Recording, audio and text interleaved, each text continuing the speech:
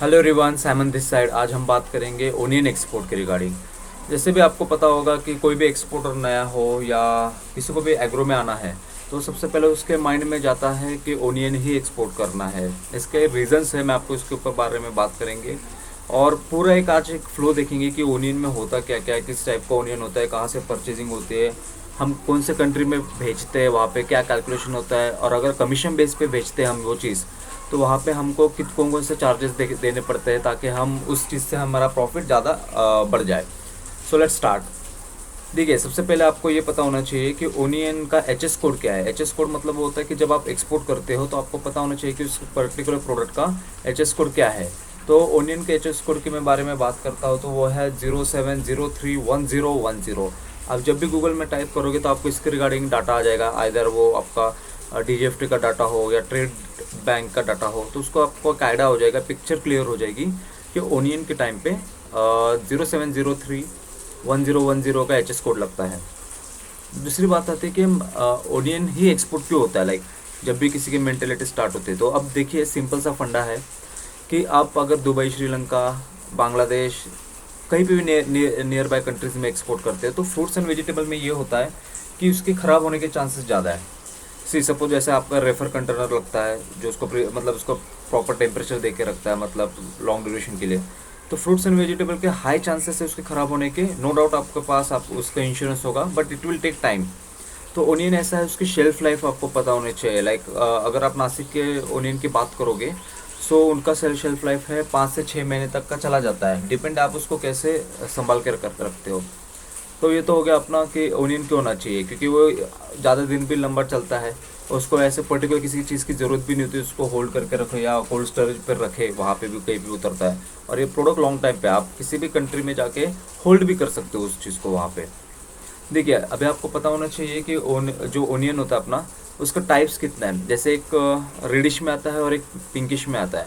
तो आपको ये पता होना चाहिए सोर्सिंग कहाँ से आती है। अभी देखिए, आपको पता होगा कि जैसे नॉर्थ साइड में, जैसे दिल्ली वगैरह की साइड पे, तो वहाँ पे सिकर का प्याज आता है। जैसे राजस्थान का, MP का, वहाँ से ओनियन सोर्सिंग होती है क्योंकि उसकी प्राइजेस कम होता है और उसकी शेल्फ लाइफ भी 20 से 25 दिन होता है।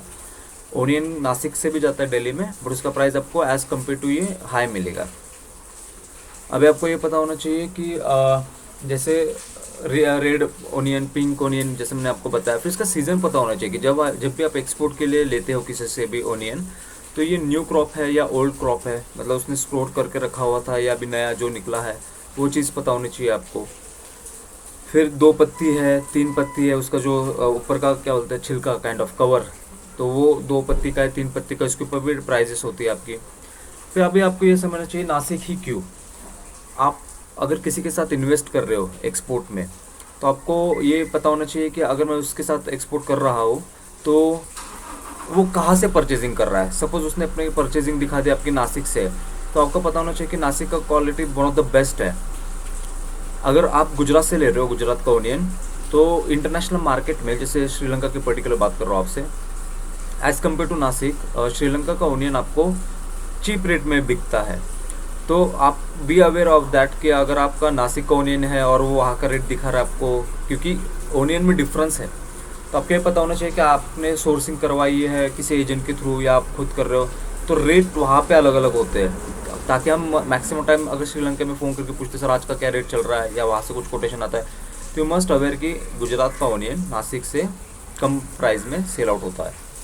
अभी बात करते हैं उसके रिगार्डिंग कि हम एक्सपोर्ट कहाँ करते हैं मेजर कंट्रीज़ में। देखिए, मेजर कंट्रीज़ में ये है कि UAE में जाता है आपका, श्रीलंका में जाता है आपका, फिर आपका वियतनाम, थाईलैंड हो गया, मलेशिया हो गया आपका, सारे मतलब नेबरिंग कंट्रीज़ में आएगा सारे, बहरीन, यहाँ पे आपका मेन जाता है। बट अभी आपको मैं एक बता देता हूँ कि दुबई की जो मार्केट है वो इतनी बढ़िया नहीं है आज का डेट में। जैसे आज की तारीख है, मतलब 4 तारीख है आज की, 6वां महीना और 2020 में।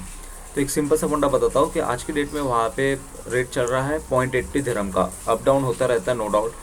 और आज इंडियन मार्केट में ओनियन की कॉस्ट है 55 mm की, 10 रुपीज़ पर केजी का। तो आप अभी ये देखिए कि 10 रुपये वहाँ पे पड़ रहा है, 1.5 रुपये, 1.5 रुपये के आसपास आपको बॉम्बे तक मिल जाएगा, JNPT पोर्ट तक। 11 साढ़े 11 रुपये ये हो गया आपके। फिर शिपिंग कॉस्ट आपका और CHA चार्जेस जितना भी होता है आपका, फ्रेड और CHA का, वो आपको 5-6 रुपये के आसपास चला जाएगा।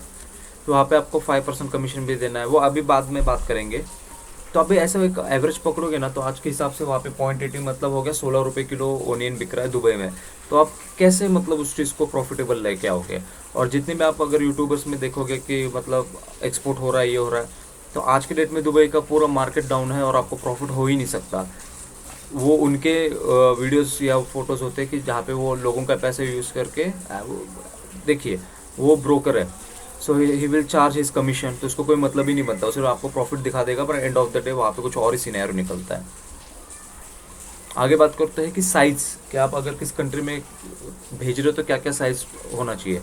तो सिंपल सा है कि अगर दुबई में भेजते हो आपको 55 mm प्लस आपको ओनियन लगता है। मलेशिया में लगता है आपको 45 mm प्लस ओनियन। श्रीलंका में भी सेम आपको 45 mm प्लस ही लगता है आपको।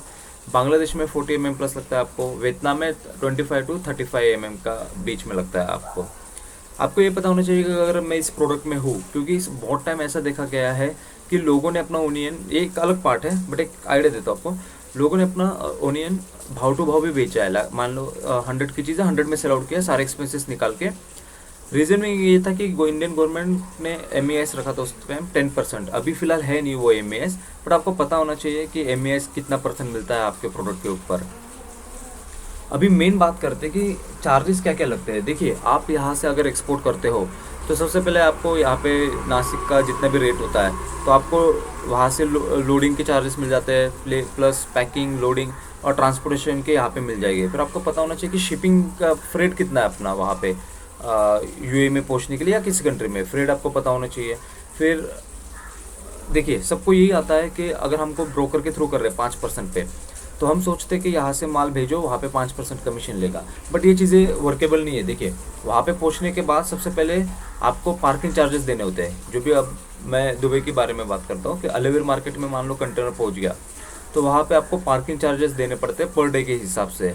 तो आपको वो भी कैलकुलेशन आप ही के इसमें से जाएगी। जब भी आपका ओनियन वहाँ पे सेल आउट होगा तो वो सारे चार्जेस आप ही के वो बियर करने पड़ेंगे।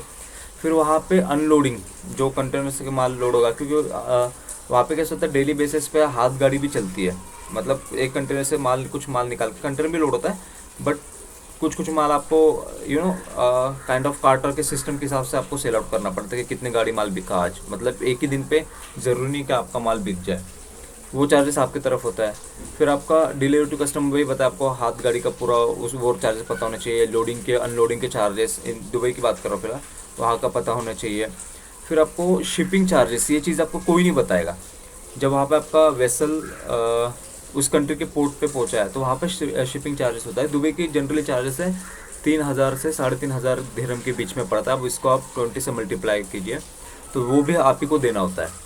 फिर उसके बाद 5% वैट है वहाँ का, वो भी आप ही को पे करना है। कमीशन जो भी आपका म्यूचुअल अंडरस्टैंडिंग के हिसाब से जो भी आपका सेट है हो रखा, मतलब मोस्ट ऑफ द टाइम 5% ही चलता है वहाँ पे भी। अगर आप इंडियन ब्रोकर के थ्रू लेते हैं, मान लो किसी ब्रोकर के थ्रू पैसा लगा कि आपने एक्सपोर्ट किया, तो 2% वो यहाँ पे चार्ज करेगा। तो अभी समझिए कि दुबई का कमीशन 5%, वहाँ पे आप वैट भी दे रहे हो, यहाँ पे 2% भी दे रहे हो, तो आपका 7% होगा वहाँ का कमीशन, यहाँ का कमीशन 7%। तो 7% के बाद जितना भी होगा प्रॉफिट, तब वो जाके आपके अकाउंट में काउंट होगा। उसके बाद भी आपको सारे चार्जेस पे करने हैं। तो अभी आप समझिए कि अगर आपके पास खुद की सोर्सिंग नहीं है तो आप किसी के थ्रू करवाओ मत। फर्स्ट ऑफ ऑल ये पॉइंट है अपना। देखिए, अभी इसमें क्या है, एग्जांपल मैं बताता हूँ दुबई का क्या है। अगर आप दुबई में एक्सपोर्ट करना चाहते हो, जब तक आपके पास खुद की सोर्सिंग ना होना तो आप आइए मत इस चीज़ में, क्योंकि आपको यही नहीं पता कि सोर्सिंग कहाँ से होती है। अभी एजेंट के थ्रू आप एक्सपोर्ट करते हो तो एजेंट को ये चीज़ पता होती है कि वो सिर्फ आपको कोटेशन दे देगा कि हाँ इतना इतना का प्रॉफिट है। अभी आप कॉन्सेप्ट समझिए कि अगर एक प्रोडक्ट का प्राइस मान लो उसने 1 रुपया सोर्सिंग में एक्स्ट्रा रखा या 2 रुपये रखा सोर्सिंग के इसमें, तो वहाँ पे कॉस्ट बढ़ जाता है। कि एक कंट्री में एग्जांपल देता हूँ मैं आपको कि 29 टन माल जाता है। 29 टन मतलब आपका गुड्स का वैल्यू हो गया 29,000 kgs हो गया। अगर मार्केट का रेट है 10 रुपीज़ एंड आपका एजेंट बोलता है कि 11 रुपये का है, क्योंकि वो प्रीमियम क्वालिटी है, क्योंकि आपको डरा देता है वो। तो अगर वो 1 रुपया 2 रुपये भी रखता है पर कंटेनर के पीछे, पर किलो के पीछे, तो एक कंटेनर के पीछे उसने 58,000 कमा लिया। 29 into 2 तो 58,000 के आसपास उसने कमा ही लिया आपसे। दूसरा है, वो वहाँ पे जब पहुँचता है वहाँ पे माल, so how would you know कि वहाँ पे उसने एग्जैक्ट रेट बताया जो आपका कमीशन वाला है। मान लो 1.5 दिरहम रेट चल रहा है, तो वहाँ पे कमीशन एजेंट आपको बताएगा सर आज तो 1.40 1.30 चल रहा है, वहाँ पे उन्होंने 1.5-2 रुपये कमा लिया। उसके सारे चार्जेस बहुत, मतलब ये टॉपिक इतना बड़ा है कि एक दिन लग जाएगा आपको बताने के लिए। तो आई होप आपको समझ आ गया होगा कि कौन कौन से चार्जेस होते हैं, जैसे पैकिंग चार्जेस हो गया आपका, वहाँ पे लोडिंग चार्जेस, अनलोडिंग चार्जेस, फिर डिलीवरी टू कस्टमर होता है आपको, फिर आपको शिपिंग चार्जेस वहाँ पे अलग सा लगता है, वहाँ पे लोकल ट्रांसपोर्टेशन का अलग कॉस्ट है, फिर आपको वैट देना है 5%, कमीशन देना है 5% वहाँ का, इंडियन ब्रोकरेज है उसको अलग से देना है, फिर जो अकाउंट में ट्रांजेक्शन आएगी उसका अलग सा है, मार्केट अप डाउन होता है वो, फिर आपको दुबई में अलर्ट रहने की, जैसे मान लो आपको रिक्वायरमेंट बताई किसी ने कि भाई साहब कि आपको ओनियन की रिक्वायरमेंट है, आप कंटेनर लोड कीजिए, बट वो तो आपको आज का रेट बता रहा है कि प्रॉफिट में है, उसको भी कैसे पता कि एक हफ्ते बाद, जब भी एक हफ्ते तो पकड़ के चलो 3 या 4 दिन में आपको वैसे पहुंच जाते हैं दुबई में, उससे एक दिन पहले आपको कस्टम में चाहिए यहाँ का, एक दिन वहाँ पे रिलीज़ करने के लिए कस्टम है, मतलब 5-6 दिन में आपका कंटेनर वहाँ पे पहुँच जाएगा। तो कोई प्रिडिक्ट नहीं कर सकता इस चीज़ में कि वहाँ पे 5-6 दिन बाद क्या मार्केट का सिनेरियो होगा। तो ये आपकी खुद की सेल्फ स्टडी चाहिए। मैं वही बता रहा हूँ कि अंधाधुंध पैसा मत लगाओ किसी के ऊपर भी। खुद भी एक्सपोर्ट कर रहा है तो पहले स्टडी करो कि क्या चीज़ है क्या नहीं है। और कुछ भी आपको एक्सपोर्ट इंपोर्ट के बारे में जानना है तो मैं डिस्क्रिप्शन में अपना नंबर देता हूँ, तो आप मुझे कॉल कीजिए कि कैसा होता है, या मेरे साथ जुड़ के एक्सपोर्ट करना है तो you are most welcome for that. Okay, thank you so much for watching this video. Okay, be safe and have a nice day. Thank you.